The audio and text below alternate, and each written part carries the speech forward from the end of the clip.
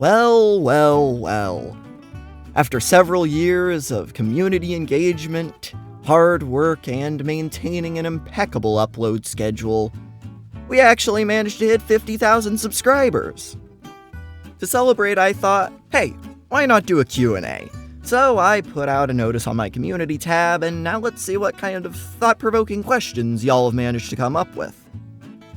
What is Subnautica missing the most, and Subnautica 2 should definitely have it?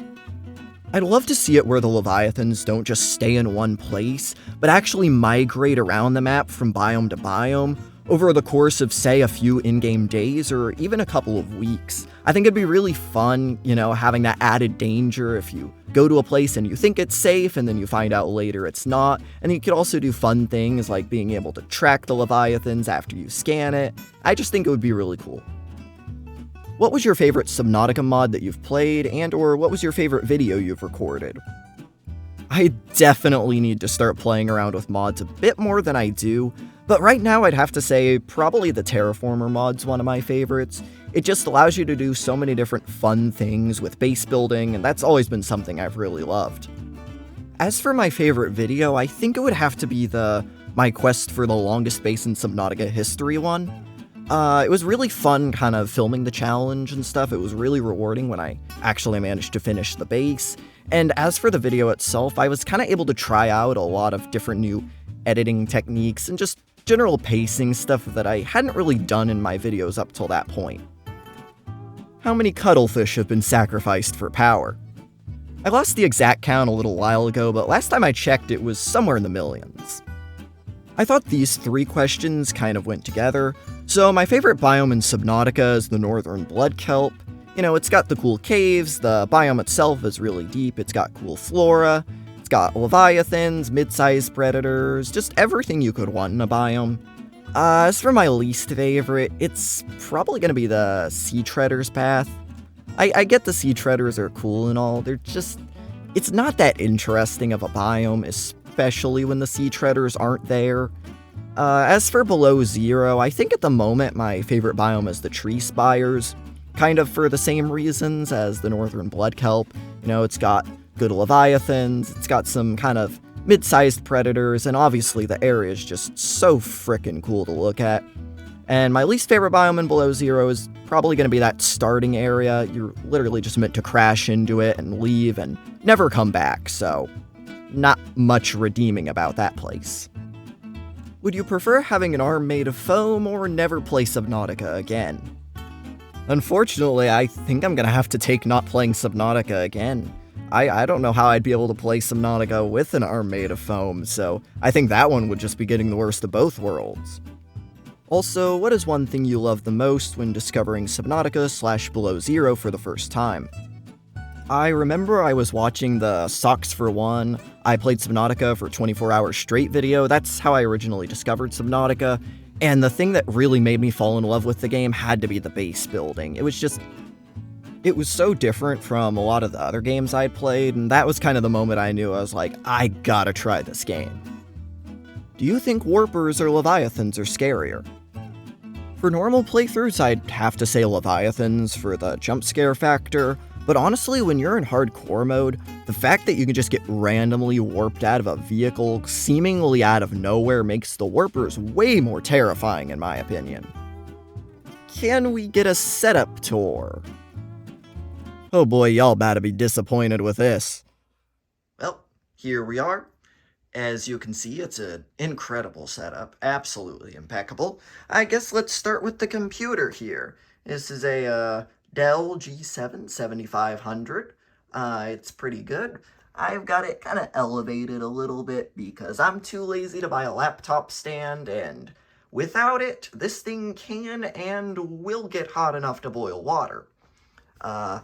Here I got this little USB mouse. I've had this one for a long time, yet it has outlasted the much fancier wired mouse that I had gotten at one point, so, if it ain't broke, don't fix it. Over here, got the microphone. This is a Rode NT USB Plus for the 3 people that are wondering. It's pretty good. It comes with its own software that only occasionally destroys half of my audio. And got the headphones because hearing is important. And I like to be able to do that while I'm working or editing or, let's be honest, watching YouTube. The desk is pretty cool. It's got these little buttons on it, and you can press this one, and it'll go up. And if I press this other one, it'll go down. Very fancy stuff here. Will you be doing a 100 days challenge for Subnautica 2? I definitely will, although it probably won't be until the game fully releases. What scares you most in Subnautica? I'm gonna have to say the Reapers. They're the one creature that can still give me a legitimate jump scare. And considering how much exposure therapy I should have had at this point, that's saying something. Will you start a Subnautica modded playthrough? I don't currently have plans to do one, but with all the cool mods like Return of the Ancients, Call of the Void, and the Red Plague mod, I definitely wouldn't rule it out entirely. Theories for the Subnautica 2 story? I wonder if we might go back to playing as Riley again. I am thinking that maybe that he could be sent down to the planet as sort of an exchange for getting all of his debt on 4546B forgiven. And as for something that I think is a little less likely, but not impossible, I wonder if this new planet we're going to is the origin point for the Corabacterium, since it has been the main focal point of the past 2 games. Why is your upload schedule like it is? Is it because you don't have time, or that you don't have any ideas, or is it another reason? I'd say there's 3 main reasons. First of all, I am at university, and so getting my degree does take a slight amount of precedence over YouTube.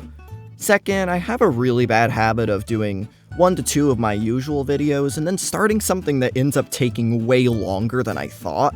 So, like, using my 100 days and hardcore Subnautica Below Zero video as an example, that ends up taking about as much time as, like, 8 regular videos, so that's why we sometimes end up with those 2 to 3 month gaps.